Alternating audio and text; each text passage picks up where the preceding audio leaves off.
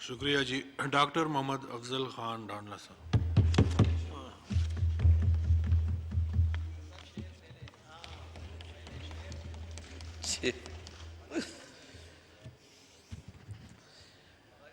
कुछ तो मजबूरियां रही होंगी,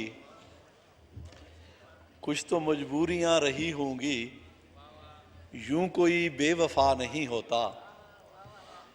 और जी चाहता है सच बोलें, जी चाहता है सच बोलें, क्या करें हौसला नहीं होता।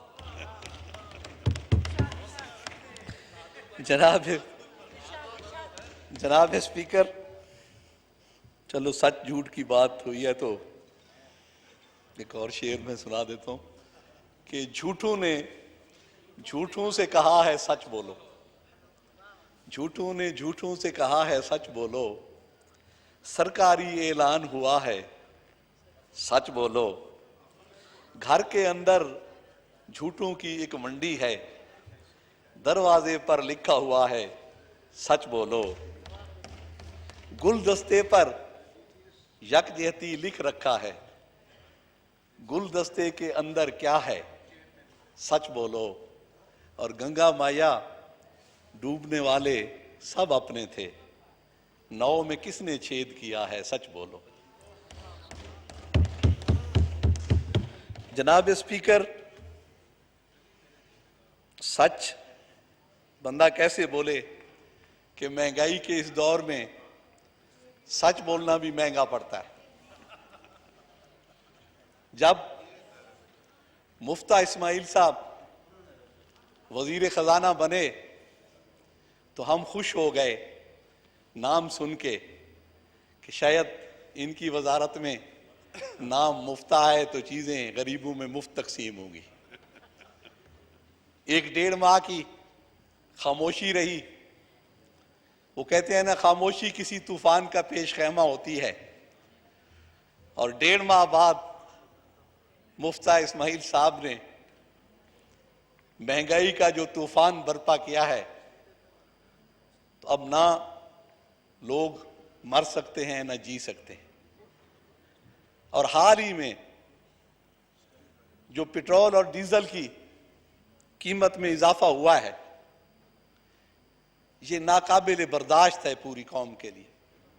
हम इसकी शदीद मुजम्मत करते हैं और हम हुकूमत से मुतालबा करते हैं कि ये इजाफा फिलफौर वापस लिया जाए, कोई भी इसका हल ढूंढा जाए। ठीक है, मुआशी हालात ठीक नहीं है और हमारी जो 70 साल की गलतियां थीं वो अब इकट्ठी होती होती उस थ्रेशोल्ड लेवल पे पहुंच गई हैं कि अब बीमारी के आसार नजर आना शुरू हो गए हैं।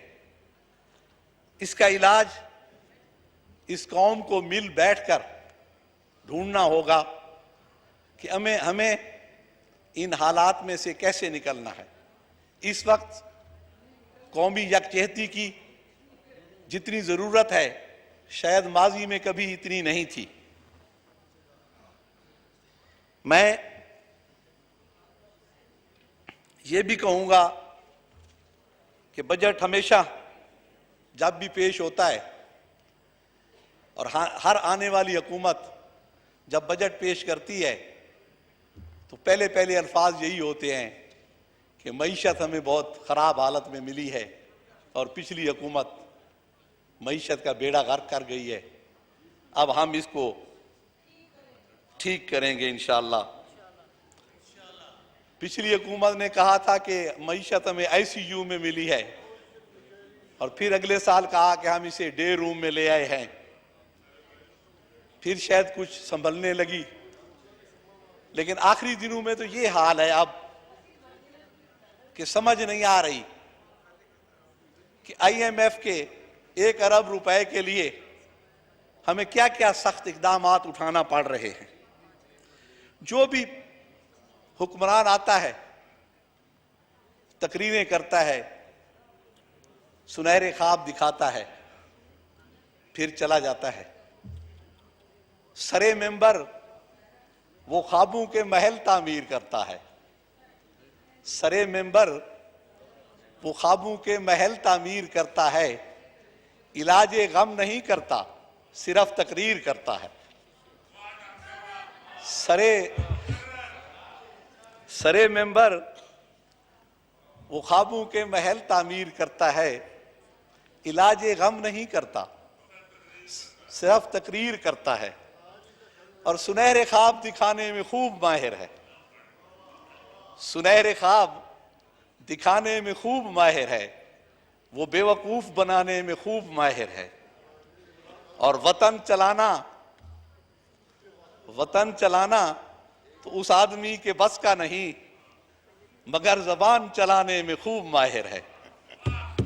तो अल्लाह हमें ऐसे जबान चलाने वाले माहिरीन से भी महफूज रखे और अल्लाह करे कि इस मुल्क के मसाइल हल हों। मैं बजट के बारे में इतना कहूँगा कि बजट हमेशा अल्फाज और आदाद का गोरख धंधा होता है। ये बजट भी वैसा ही है।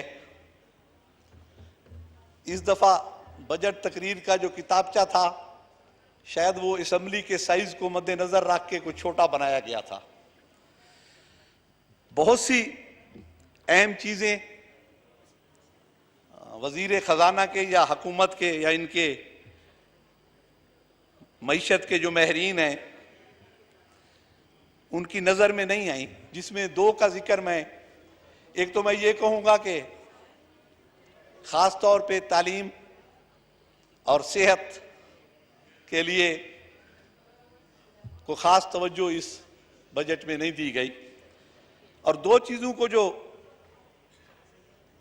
मिस कर दिया गया है, वो एक है हमारी जो पानी की कमी है, जिसका अदराक शायद इस वक्त नहीं हो रहा और आने वाले वक्त में अगले चंद सालों में शायद हमारे मुल्क में पानी पेट्रोल से भी ज्यादा महंगा होगा। और जनाब स्पीकर, पेट्रोल और डीजल और एनर्जी के मुख्तलिफ और ज़राए हैं, उनका अल्टरनेटिव तो है, लेकिन पानी का कोई अल्टरनेटिव नहीं है। तो हमें पानी को बचाने के लिए और पानी के जो ज़खायर हैं उनकी तामीर के लिए खास तवज्जो देनी होगी, क्योंकि हम दुनिया के पहले 4-5 ममालिक में से हैं जो पानी की कमी का शिकार हैं, और उन भी 4-5 ममालिक में से हैं जो सबसे ज्यादा पानी ज़ाय कर रहे हैं। जो दुनिया की रिकमेंडेड स्टोरेज है पानी की, वो दस्तयाब वसाइल जो सरफेस वाटर के होते हैं उनका कम अज कम 40% है, और हमारे मुल्क में वो 10% से भी कम है हमारी जो वाटर स्टोरेज है।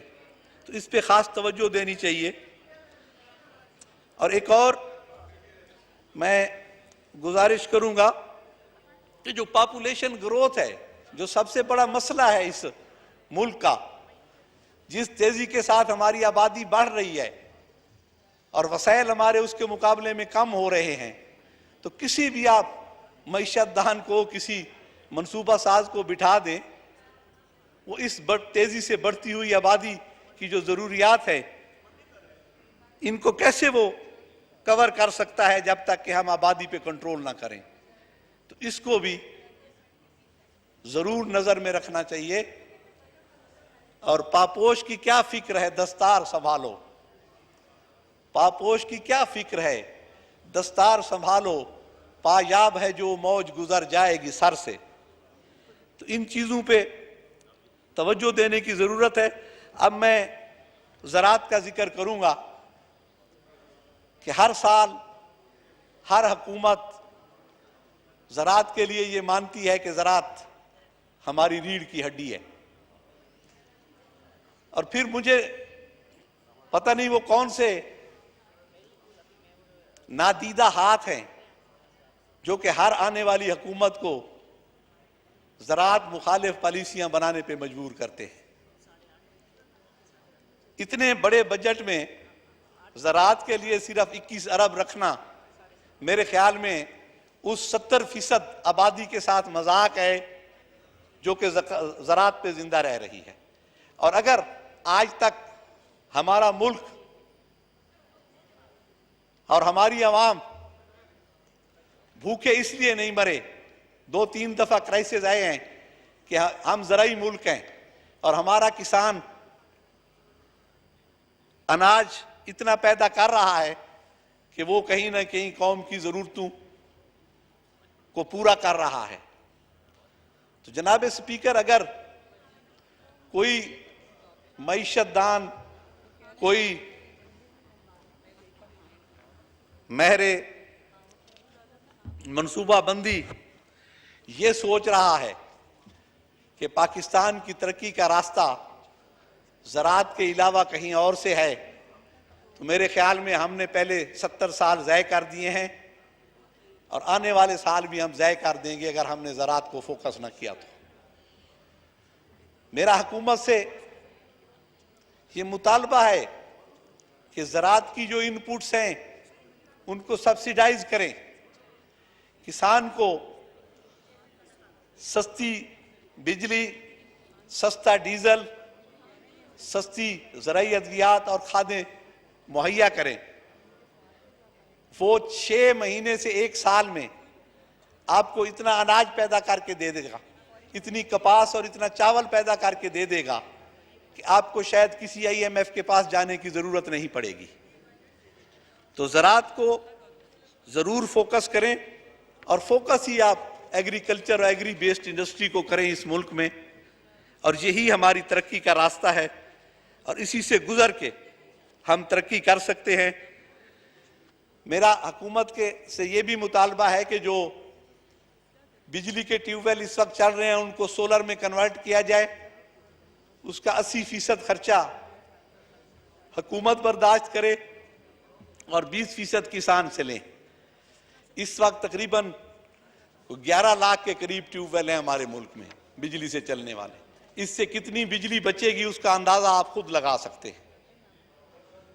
तो ये बहुत जरूरी है कि आप सोलर को एक तो एग्रीकल्चर में लेके, दूसरा जो आपकी मार्केटें हैं, दफातर हैं जिन्होंने दिन में काम करना है, उनको सोलर पे कन्वर्ट करें। एक दफा का खर्चा है। गरीब किसान को आप सुई गैस जो है इसको आप चूल्हे में जलाने की बजाय इससे फैक्ट्रियां चलाएं, बिजली पैदा करें और खाद पैदा करने वाले कारखानों को दें, और गरीब को आप सोलर चूल्हे जो है ना वो लेके दे दें, वो दिन को अपना खाना पका लेगा। ये उसका अल्टरनेटिव है। 23% आबादी इस वक्त गैस इस्तेमाल कर रही है, तो उस 23 हम आगे इसका नेटवर्क बढ़ाए जा रहे हैं। जब गैस है नहीं मुल्क में तो आगे उसके लिए कुछ और सोचें, बल्कि जो लोग पहले सुई गैस जला रहे हैं उनको भी सोलर पे लेके हैं। जनाब स्पीकर, मैं अब अपने हल्का के बारे में कुछ मरूज़ात पेश करूंगा।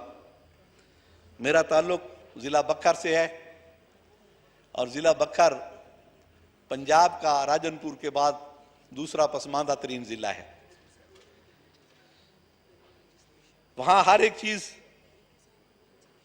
डेवलपमेंट वाइज, एजुकेशन वाइज, सेहत की सहूलतें, हर एक चीज़ का फुकदान है।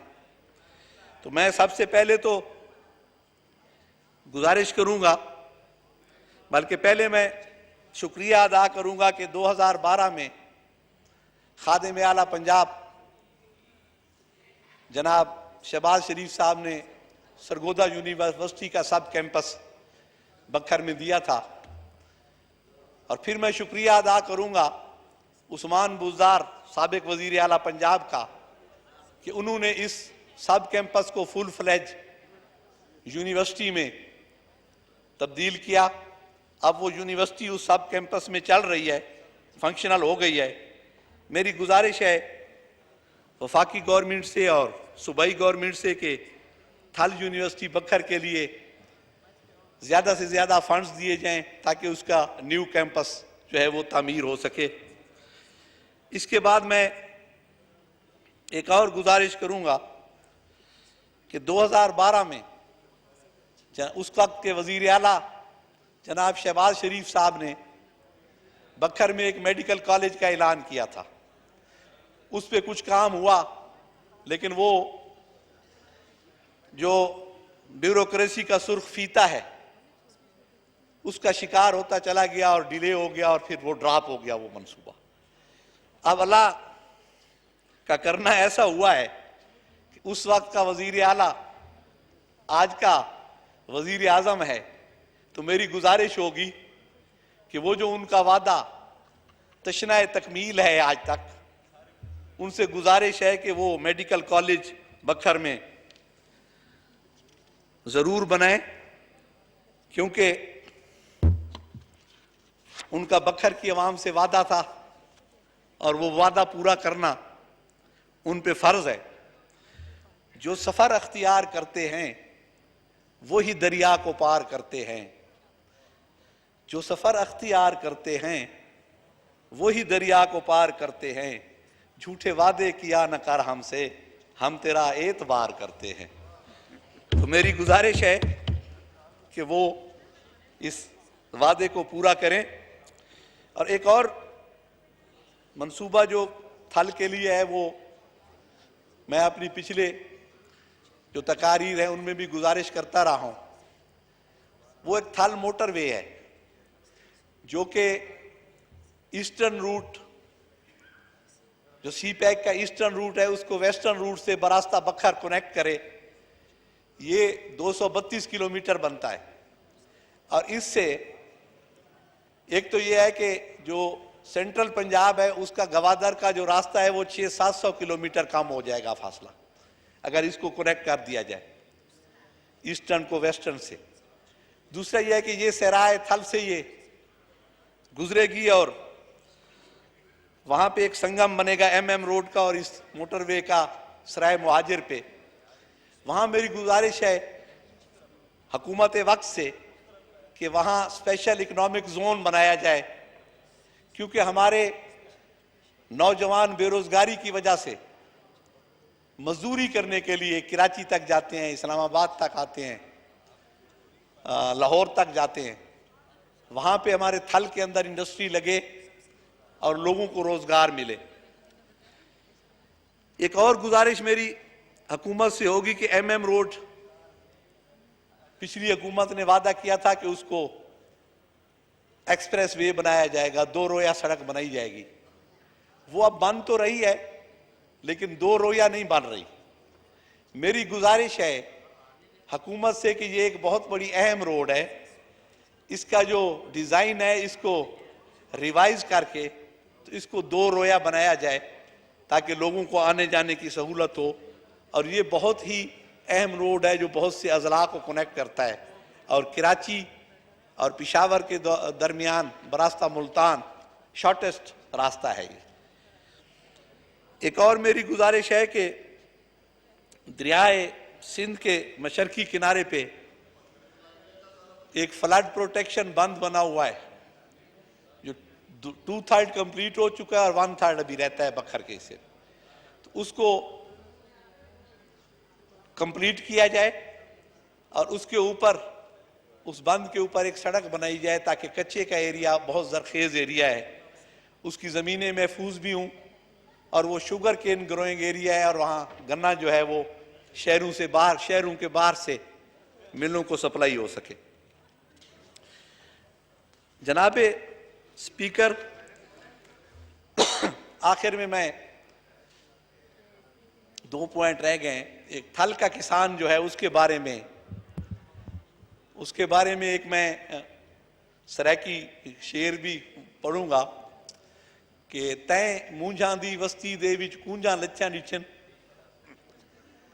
तैं मूंझां दी वस्ती दे विच कूंजां लच्छां डिठन, तैं साविल कू सिकदे वण ते पखी रोंदा डिठे, तैं पखी दे आलणे दे विच चोग दी चोरी डिठी, बच्चे बुख्तू मरदे डिठन सीना जोरी डिठी, मैं ता अपने अखी नाले सारे मंजर डिठन जानी, तहूं ता आज तई सुखदा कहनी मैदी अख दा पानी। जनाबे स्पीकर, थल का जी तर्जुमा बताएं इसका।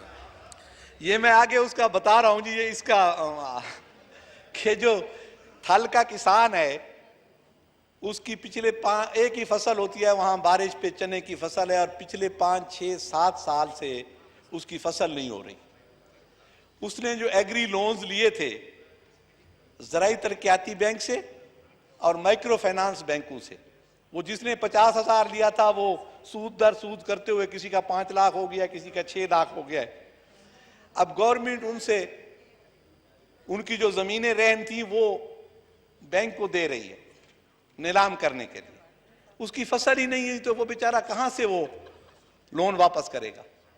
अगर इंडस्ट्रियलिस्टों के अरबों रुपए के लोन मुआफ हो सकते हैं तो उन गरीब किसानों का करोड़ों रुपए का या 1-2 अरब बनेगा। सारा पूरा थल 3 तहसीलें हैं थल पे मुश्तमिल। तहसील नूरपुर है जिला खुशाब की, तहसील मनकेरा मेरे जिला बखर की मेरे हलके में है, और तहसील चौबारा जिला लिया की है। ये 3 तहसीलें, इनका सारा लोन जो एग्रीकल्चर का है वो 3 अरब रुपए बनता है। जहां आपने बेनजीर इनकम सपोर्ट प्रोग्राम में 300 अरब रखा है, तो ये 3 अरब इन किसानों का हक नहीं बनता कि 3 तहसीलों के किसानों की जमीनें बिकने से रुक जाएंगी।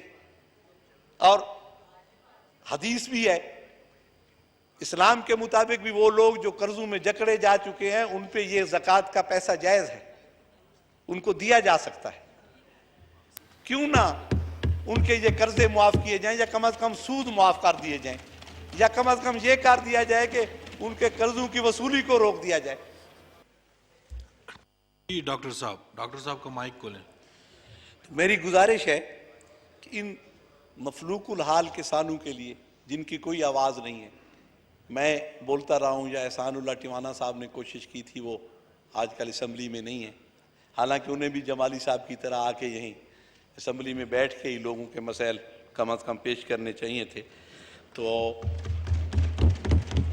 वो मेहरबानी करें कि इन किसानों के, और एक आखिर में मैं सराइकी हवाले से बात करूंगा कि सराइकी लोगों से सूबे का वादा हर हुकूमत ने तकरीबन किया, पीपल्स पार्टी ने भी किया,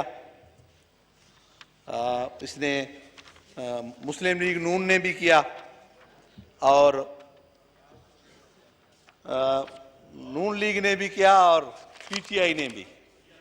और पीटीआई ने तो एक जनूबी महाज बनाया था जिन्होंने कहा था कि 100 दिन में हम जो है ये सूबा बना देंगे। तो वो एक सराइकी शहर ने लिखा है कि 100 ॾींहं दा वादा हिक वारी उनको याद भी वो मत शर्म आवेस। 100 ॾींहं दा वादा हिक वारी उनको याद भी वो मत शर्म आवेस। उनको नीली अजरक वाली कोई तस्वीर दिखाओ मत शर्म आवेस। या लो नारा तब्दीली दा उनको कुछ चिड़वाओ मत शर्म आवेस। जैकू आपू जान नी शर्म आंदी इको शर्म दिवाओ मत शर्म आवेस।